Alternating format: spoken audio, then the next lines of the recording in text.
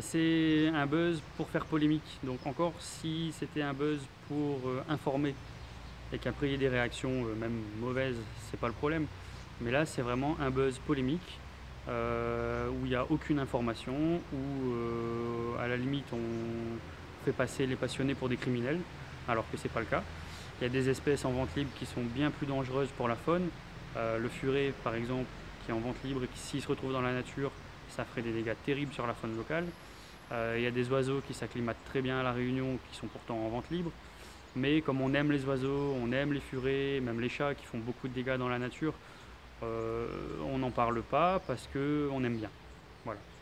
Donc qu'on n'aime pas les reptiles, il n'y a pas de problème, c'est pas le souci. Maintenant qu'on ne vienne pas faire passer les passionnés pour des criminels. C'est une passion particulière, mais c'est une passion comme une autre. Vous pouvez nous rappeler la réglementation pour l'achat et la vente des reptiles? Alors, l'achat et la vente des reptiles ou des animaux non domestiques en général, c'est réglementé au niveau international par la Convention de Washington, c'est réglementé au niveau européen par le Code de l'environnement, le 338/97, c'est réglementé au niveau national par l'arrêté du 10 août 2004, et c'est réglementé à La Réunion par les arrêtés de janvier et juillet 2005.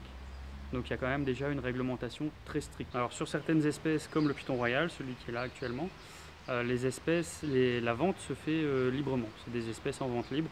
Donc ça choque quand on dit qu'un serpent est en vente libre, mais ce ne sont pas des espèces dangereuses ou invasives.